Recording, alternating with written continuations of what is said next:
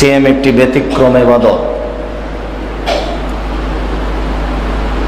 আনাস রাদিয়াল্লাহু তাআলা আনহু বলেন, রাসূল সাল্লাল্লাহু আলাইহি সাল্লাম বলেছেন, সিয়ামুল জান্নাহ ওয়া হিসনুন হাসিনুন, সিয়াম হচ্ছে ঢাল এবং খুব শক্তিশালী মজবুত দুর্গ, যেটা ভেদ করে কেউ ঢুকতে পারবে না।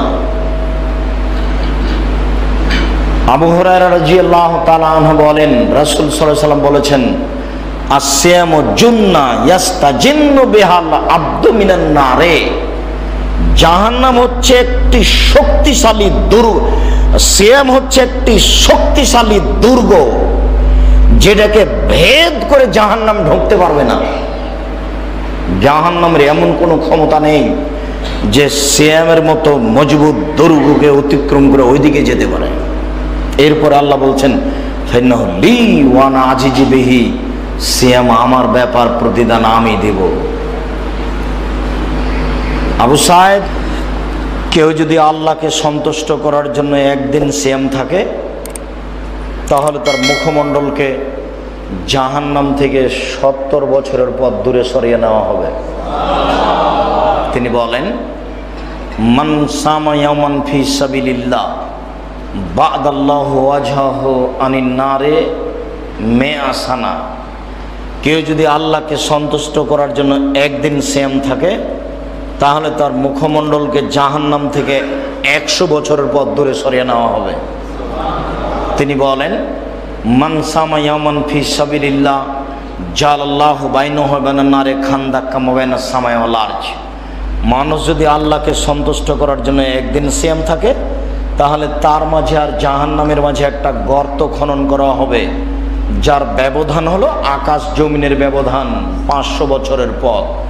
বিবরণ, একটি হাদিসে বোঝা যায় একদিন সিয়াম পালন করলে জাহান্নাম ৭০ বছরের পথ দূরে সরে যাবে। আরেকটি হাদিসে বোঝা যায় একদিন সিয়াম পালন করলে জাহান্নাম 100 বছরের পথ দূরে সরে যাবে। আরেকটি হাদিসে বোঝা যায় একদিন সিয়াম পালন করলে জাহান্নাম 500 বছরের পথ দূরে সরে যাবে। বিবরণের ফলাফল হলো সিয়াম দুর্গ। যদি মানুষ একদিন সিয়াম পালন করে, তাহলে এই ব্যক্তি আর জাহান্নামে যাবে না, এটা দুর্গ হয়ে গেছে। সব হাদিসের বিবরণ হলো সে জান্নাতে যাবেই। সম্মানিত মসজিদের দিনী ভাই, সিয়াম।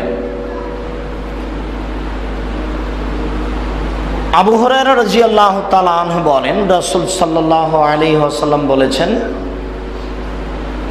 সালাসাতু আইয়ামিন মিন কুল্লি শাহরিন কানাকা সিয়ামিদ দাহরি কুল্লিহি, মানুষ যদি প্রতিদিন সিয়াম পালন করে 13, 14, 15, তাহলে সে সারা বছর, প্রতি মাসে 13, 14, 15 3টি সিয়াম পালন করে, তাহলে সে সারা বছর সিয়াম পালনের নেকি হবে পাবে। যেসব মহিলারা ঋতুবতী, ঋতুর কারণে যদি তার পিরিয়ডের কারণে যদি তার 13, 14, 15 সিয়াম ছুটে যায়, তাহলে সেই মাসে যে কোনো দিন 3 দিন করে নিবে, তাহলে তার এই ফল হয়ে যাবে। আবু হুরায়রা রাদিয়াল্লাহু তাআলা আনহু বলেন, রাসূল সাল্লাল্লাহু আলাইহি ওয়াসাল্লাম বলেছেন, সিয়ামে ইয়াউমে আশুরা আহতাসিবু আলাল্লাহি আই ইউকাফিরা সানাতি কাবলাহু, মুহররমের 2 দিন সিয়াম পালন করলে তার বিগত 1 বছরের পাপ ক্ষমা করা হবে। মুহররমের সিয়াম। আবু হুরায়রা রাদিয়াল্লাহু তাআলা আনহু বলেন, রাসূল সাল্লাল্লাহু আলাইহি ওয়াসাল্লাম বলেছেন, আফজালুস সিয়ামে বাদা রমাজান শাহরুল্লাহিল মুহররম, রমাজানের পরে সবচেয়ে উত্তম সিয়াম হচ্ছে মুহররমের সিয়াম। রমাজানের পরে সবচেয়ে দামি সিয়াম হচ্ছে মুহররমের সিয়াম। রাসূল সাল্লাল্লাহু আলাইহি ওয়াসাল্লাম যখন মদিনায় গেলেন, সামা আশুরা ওয়া আমারা বিসিয়ামিহি, তিনি মুহররমের 10 তারিখে সিয়াম পালন করতে বললেন এবং নিজে সিয়াম থাকলেন। সাহাবীগণ তখন বললেন, ইন্নাহু ইয়াউমুন ইয়াজুমুল ইয়াহুদান নাসারা, এটা এমন একটা দিন যে দিনকে ইহুদি খ্রিস্টান বড় মনে করে। আপনি বলছেন ইহুদি খ্রিস্টানের বিরোধিতা করতে হবে, আর আপনি মুহররমের 10 তারিখে সিয়াম পালন করতে বলছেন। আল্লাহ রাসূল যখন মদিনায় গেলেন, দেখলেন যে মদিনার ইহুদিরা মুহররমের 10 তারিখে সিয়াম পালন করে। তাহলে নবী বলেন যে কেন? তো ইহুদিরা বলল, মুহররমের 10 তারিখে ফেরাউন ডুবে গেছে, আর মুসা আলাইহিস সালাম বেঁচে গেছেন, আল্লাহ তাকে বাঁচিয়ে দিয়েছেন। তো আমরা আল্লাহর শুকরিয়া আদায়ের জন্য মুহররমের 10 তারিখে সিয়াম থাকি। তখন আল্লাহর নবী বলেন, আরে তোমাদের চেয়ে তো আমি বেশি শুকরিয়া আদায় করব, তা আমিও থাকবো। তো তিনি যখন বললেন যে আমি মুহররমের 10 তারিখে থাকছি, তোমরাও থাকো, তখন সাহাবীগণ বলছেন, বলেন কি আপনি? মুহররমের 10 তারিখে সিয়াম থাকবো মানে? দিন রাত বলছেন আপনি যে ইহুদিদের বিরোধিতা করতে হবে, খ্রিস্টানের বিরোধিতা করতে হবে। ওরা তো মুহররমের 10 তারিখে সিয়াম পালন করে, আমরা করব কেন?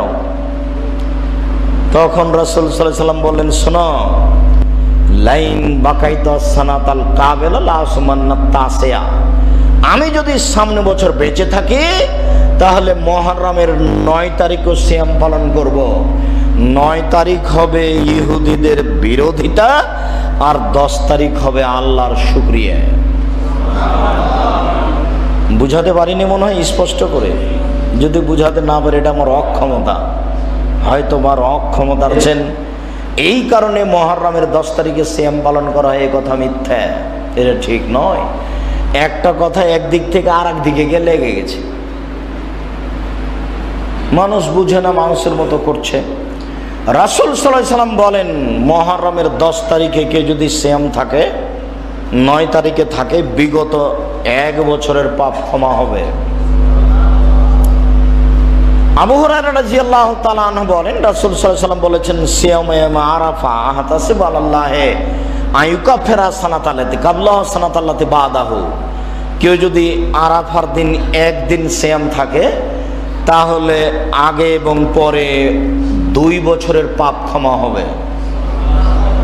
তাহলে আরাফার দিনের সিয়াম মুহররমের সিয়ামের চেয়ে বেশি পাওয়ারফুল, ক্ষমতা বেশি রাখে।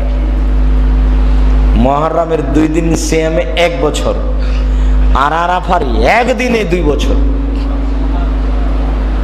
আরাফার দিন এমন একদিন, যেই দিনে মানুষ যত ক্ষমা পায়, পৃথিবীর আর কোনো দিন, আর কোনো জায়গায়, আর কোনো সময় তত ক্ষমা পায় না। লাইলাতুল কাদর হলেও, জুমার দিন হলেও, রাতের অন্ধকারে হলেও, আজান দেওয়ার সময় হলেও, ঠিক আর কোনো দিন, আর কোনো সময় তত ক্ষমা পায় না। এই দিন যদি মানুষ একদিন সিয়াম থাকে, তাহলে আগে পরে 2 বছরের পাপ ক্ষমা হবে।